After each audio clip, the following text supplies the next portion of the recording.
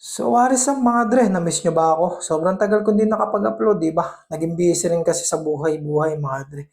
So, yun na nga, mga dre, sa mga nagtatanong bakit ako nag-gym.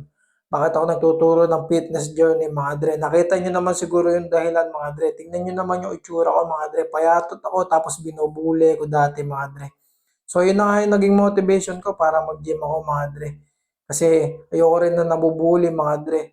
Siyempre naman, mga dre, bilang lalaki, tapos payatot ka na bubuli-bulihin ka, lalo sa court, mga dre, kasi mahilig ako basketball. Binubuli-buli ako nun, mga dre. Sambulate na lang daw yung di pumipirma sa akin. So, yun na nga, mga dre, ayan, ginawa ko yung magagawa ko para gumanda yung katawan ko. So, mga dre, welcome nga sa fitness journey number 9 in 100 days, mga dre. So, litong-lito na ako sa pag-voice over. Yun na nga, paulit-ulit lang yung ginagawa natin. Uminom tayo ng creatine. Yung creatine, hindi yan masama.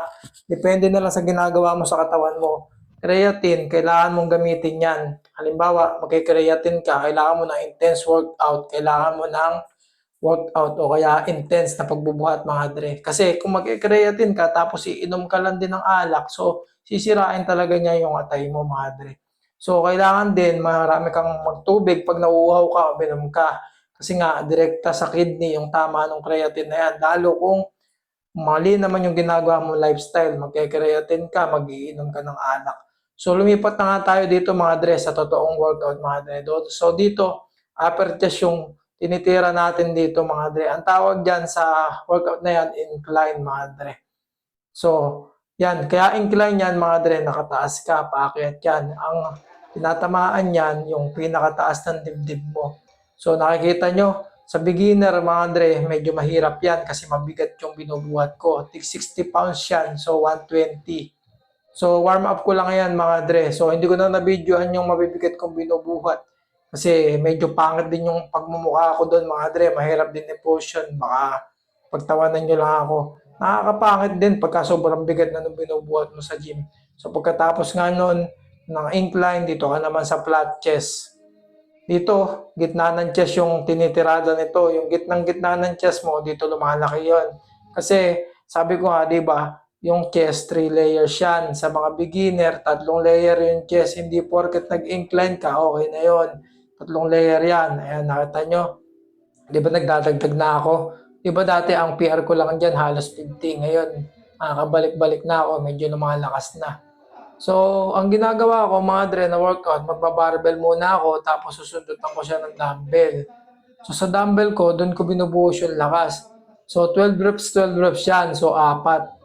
Ang nangyayari, minsan sa dumbbell, nauubos na yung 12 reps, hindi na ako maabot. Yung final 12 reps ko, nagiging 8 na lang. So, yun yung tawag ng tail failure. So, okay lang naman yun kasi kung doon din naman sumasakit o doon mo nararamdaman na mawawala na siya sa'yo tapos sumasama na siya sa iba. So, sobrang sakit nun, mga dre. Hindi, joke lang, mga dre. So, ito ang ginagawa ko, dips. Maganda yung workout na dips na yun kasi tinatamaan din nun yung tricep, shoulder, tapos yung ilalim ng dibdib.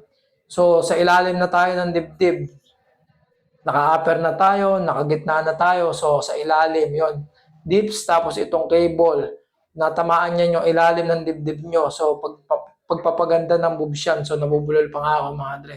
So, ito, Arnold Schwarzenegger, pull over, mga dre. So, yung pull over na yan, papaganda rin ng chest yan. Tapos, papaganda rin pagkapapasok ka na sa tricep, mga dre. Kasi ang workout natin, chest tricep. Kasi ang workout ko doon, dati, chest bicep. So, parang wala namang nag improve. So, ginawa ko, nag-chest tricep ako para mas masakit yung tama. So, akala nyo lang, babae yung may tama. So, tama din tayo mga lalaki. May tama rin tayo sa pag-gym. Tatamaan talaga yung muscle natin. Masasaktan talaga tayo. So, pagkayari nga doon, sabi ko sa inyo, maglilikod tayo ng braso. Ang tawag sa likod ng braso, tricep, mga dre. Marami rin part yung tricep na yan. So, ayan, skull crusher yung tawag dyan. Ayan yung pinaka-way na mas maganda, mas mapapalaki mo yung tricep mo. Tapos, kapag katapos yan, magkasaka dito sa cable. Ayan.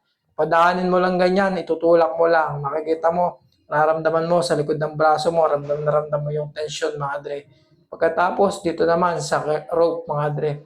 So yung workout ko, mga dre, 3 session lang yan sa arms, mga dre. Kasi ayokong maging sobrang laki ng arms ko, mga dre.